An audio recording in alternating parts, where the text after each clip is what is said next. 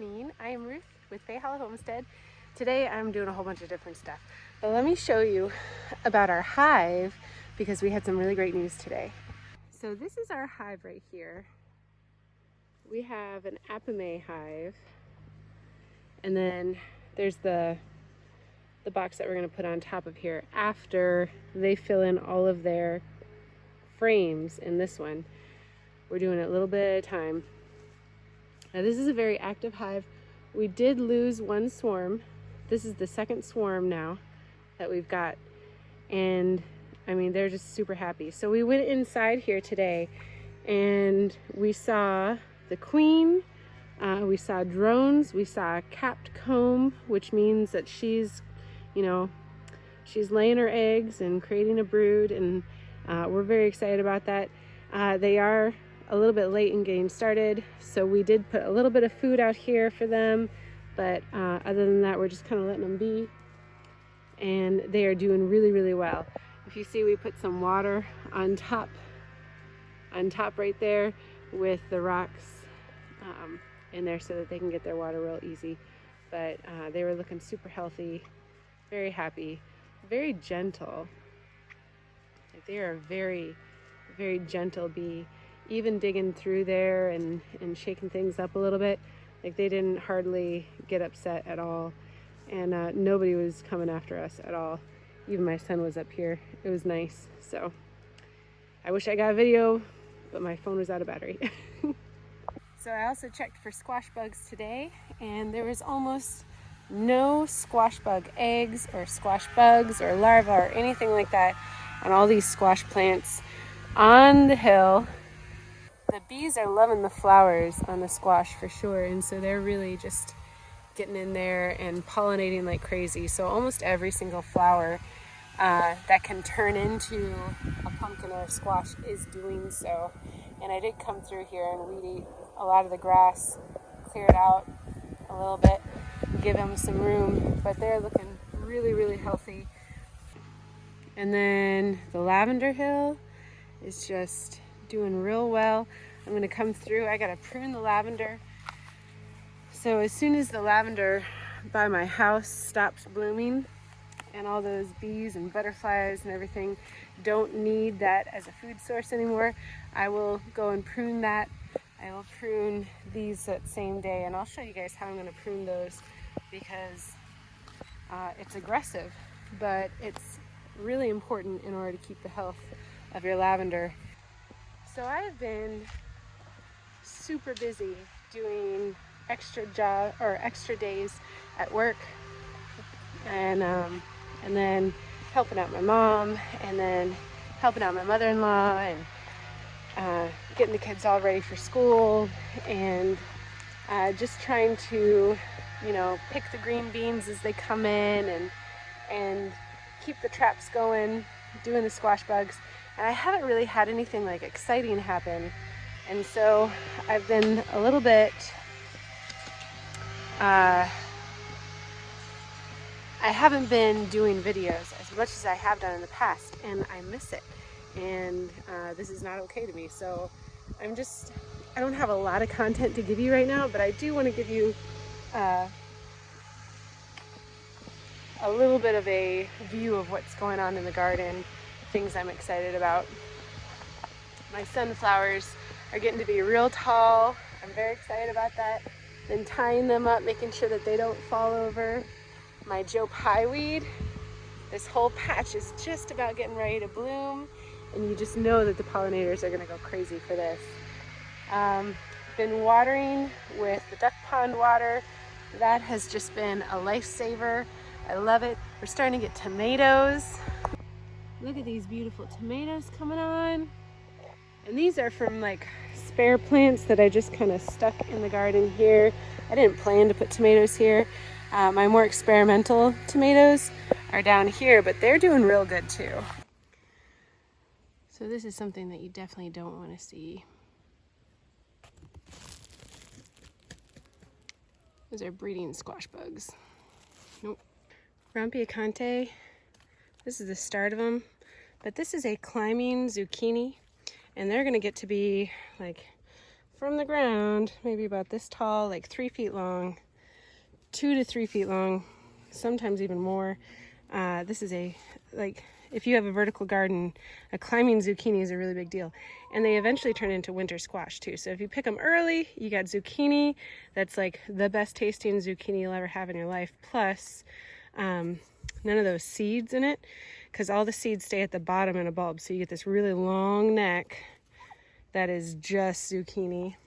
And then if you want to keep it and have a keeper, then you have the winter squash if you just let it hang. So that's why I like it so much. I only found about 3 squash bugs on here though, so doing real good. Oh, that's a baby squash bug. Nope, you don't get to live. Oh, but here's some squash bug eggs. Now, I just did this the other day, so I don't really need to do this right now.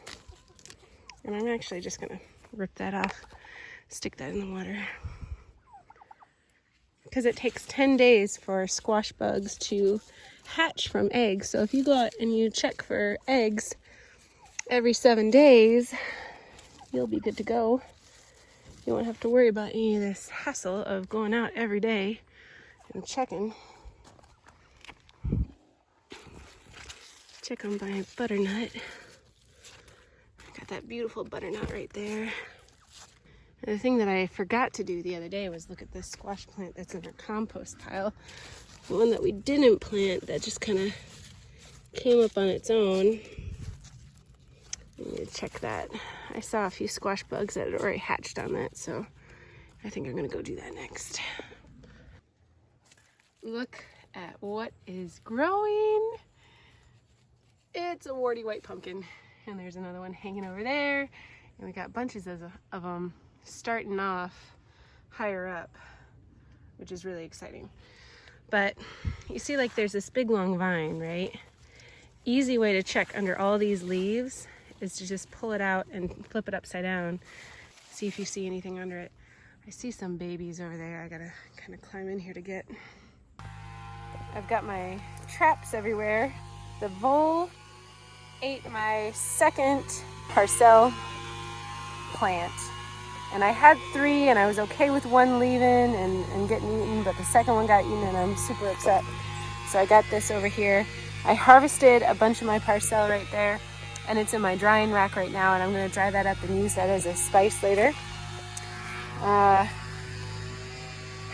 Vole ate my ashataba, and so I've got a trap right over it, right here, just waiting to see if I can get anything. Oh, makes me mad. But look at these tomatoes. We're starting to get some good tomato growth. It took a while. These voles, I swear it's the voles eating roots from my plants. It's got to be what's going on, because they're just struggling right now. And up in the area where there's not as much voles, they're doing really, really well. So these are all doing good. As soon as I started doing the vole treatments, these guys have really just shot up. And so that's another reason why I think that. But there's a few that are still struggling a little bit. Look at this beautiful tomato. I love it when they're all wrinkly and bulbous like that. I got one. Now, he's only trapped by his tail, but I got him nonetheless. And he's gonna be going somewhere he's probably not gonna like. I'm gonna give him to the cat. But here's one of the little buggers that's been eating my parcel. He was in the hole that was right where my parcel was, and I'm sure that there's more, so I'm gonna set more traps. But this is starting to work. So one of the big things that I did the other day, and it was honestly, it was a big deal. And I had no idea that it would change the look of everything so much. And I'm really glad that I did it. But there is a baby bunny in my garden chewing the tops off plants. Now, I'm dealing with voles, this bunny, we got squirrels that are coming up and eating some of our apples. And honestly, the voles bother me more than anything else. I understand I'm gonna have baby bunnies every once in a while. You know, we have, you know, rabbits out in the field. Their baby bunnies are gonna get in. Squirrels are gonna get in. I can't predator proof my entire garden. And I don't want to predator proof my entire garden. My husband sent me this little meme. It was super cute. It said, if your garden isn't being eaten by something, it's not part of the ecosystem. And that's true, and it really is. And so, and that's just my mindset. I'm not worried about it too much. I do bring Sawyer into the garden with me, and if he wants to go after that baby bunny, he can, but the baby bunny always escapes him. And honestly, I'm a little bit happy about that, because poor baby bunny. But he'll grow very rapidly, like bunnies do, and he won't be able to fit through my fence anymore. And maybe at some point I'll pick up some fencing, and I'll stick some, you know, smaller like chicken wire around the bottom of my fence over here. But in the meantime, I'm okay. But let me show you the big deal of what I did yesterday. Do you notice how you can look straight into the vegetable garden now? I took away the fence. The fence right here that divided my food forest and my vegetable garden is gone. And the best part about that is I can now walk. You can see I've kind of been walking from here to there, and I have to go out this door, go all the way around, all the way around, all the way around, all the way around to this one, just to, you know, grab some scissors that I left in this garden. It's a very easy transition right now, and that is just delightful to me. Sawyer's able to hunt better because if something runs through the fence here, he can't get through, but now he can. And it just presents like so much freedom. And so, but I've staked some of my sunflowers that were not next to anything, a pole that I could already attach it to. So I brought some of these stakes out here. I'm thankful for that. Got these tomatoes on stakes over here. They always do real good here in the food forest. And I don't know if you see, the peanuts are just doing wonderfully. And the scarlet sage is just a bed of scarlet sage. I planted like 16 plants here earlier this spring, and I mean, they're really just doing really well. I tied up this area so that the flowers weren't falling down so much. One of them was kind of strangling the nectarine that I had over there. Just give them a little bit more airflow. But you can see how wonderfully busy the bee balm is with the echinacea. I mean, talk about my father-in-law is back there. He's cutting wood for a greenhouse. He's making my mother-in-law a greenhouse, so he's getting all that ready. But echinacea and bee balm together is just a pollinator powerhouse, and it's thrumming. It's just gorgeous. And you get the predator wasps, and you get the pollinator bees and the butterflies and all sorts of things. So it's just really, really wonderful. I'm super thankful and excited for having this in my garden. I mean, isn't this beautiful? Look at how gorgeous that is. Okay, so my daisies are going crazy. The pomegranate tree has tripled in size. I need to cut back my roses dramatically, but I'm starting to get some hips off of this that I'm excited about. And I figured out what this is, guys. It's an aronia berry. And for the life of me, I swear I didn't plant one here, but I must have. But that's aronia berry. Now, aronia berry is not very tasty, but you can pick them and dry them, and they're great in smoothies, and they're very healthy. So this is one of my traps. I found big holes around here for voles. So I've had this here a couple days and nothing has happened, but you know. Oh no, yes! Oh, I'm so excited. I got one. Oh, I'm so excited. I'm so excited. Oh, okay. Well, I had another one over here.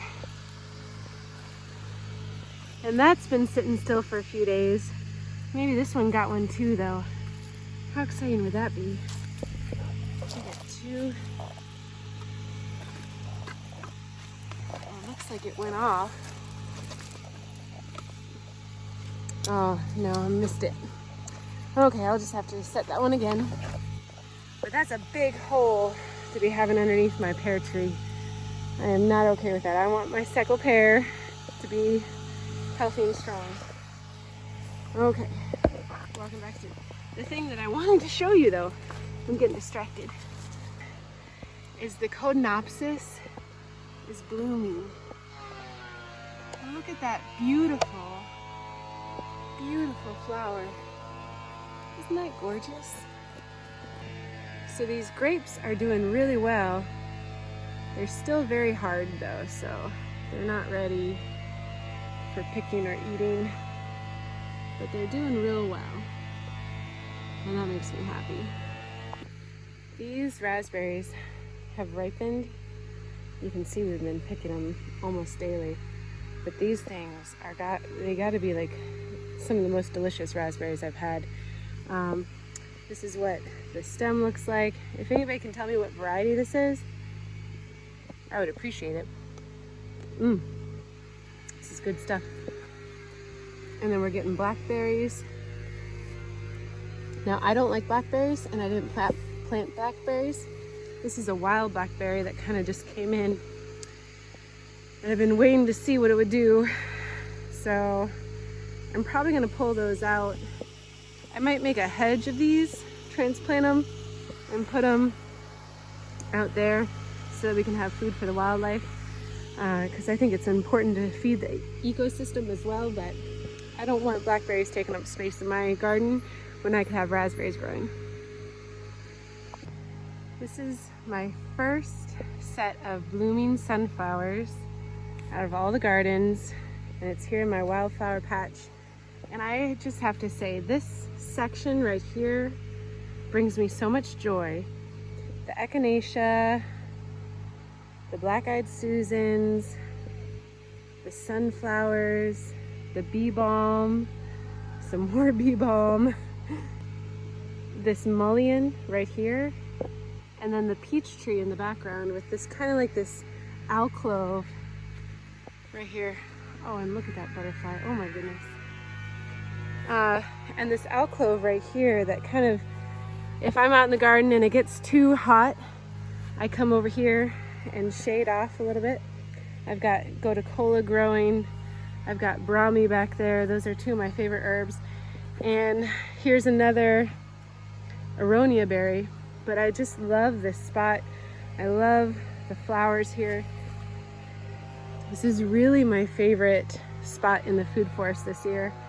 I have a different favorite spot every year apparently, but this is the one. I got my witch hazel tree right here, my oats are getting ready to self-seed. I'm super excited about that. My red bee balm, my red monarda is starting to kind of cool down a little bit now, but I know I'll have a lot more of it next year, and that's very exciting. What's not exciting is the new vole hole that you can see right there, but you know, it is what it is, and I'm dealing with it the best that I can, and all you can do is your best. So I just, you know, if you guys can see this, can you see how beautiful that is? And knowing that there's that secret little shaded spot for relief during a hot day. Oh, I love it so much. And here's a brand new bloom that's gonna greet me right as I walk in my door of the food forest. That makes me so happy. Oh, and I am so blessed. I am just so blessed by this. Look at how gorgeous that is. I could have a whole field full of those. That would just be wonderful. Okay, so now I'm going in to where the kitchen coop is, because I'm going to take you to our latest project. the big kahuna, although it really wasn't that big of a project. But considering how big it is, it's big. I gotta do the last finishing touches on the goat house. And the goat house, like, honestly, it's looking super good. It's rough. It is very rough. I won't lie about that. But goats, they don't need anything super fancy, and we want to give them the best that we can. But again, they don't need anything super fancy. The thing that they would prefer is having a place where they can get out of the cold, out of the rain, and out of the wind, and be protected at night. But then they also want something they can climb, and so that's why this goat house is just perfect, because you see how it's tall, or the hill gets higher up here. They'll be able to jump up on top of this roof, no problem whatsoever. We're keeping good ventilation in there. We're having a solid wall at the bottom so they can lay down, get out of the wind. And all of this was free lumber because of where my husband worked. So this is all scrap wood. This is a free project. And so this is the main event for what's going on at the homestead right now. We are getting goats next Sunday. And we're getting 2 boar girls. So I'm really excited about that. The boars are really good for brush clearing, and they're really good for meat. And eventually we will start breeding them, but not yet. So that's what's been happening on the homestead lately. I hope that you guys stick with me. I will be doing more videos, I'm sure, now that things are starting to cool down a little bit, as far as how busy I am doing things. I was just, getting up at almost 4 o'clock in the morning, going to bed at 11, and not having a moment to sit down. I need to weed the food forest. I haven't been able to do that for a while. Like, there's so many things that I need to get done, and I just haven't had the time. I'm just trying to keep on top of the most necessary tasks, like picking those green beans, making sure the squash bugs aren't around, stuff like that, and checking on those traps. So if you guys like seeing that kind of stuff, I can definitely video those things as I do them.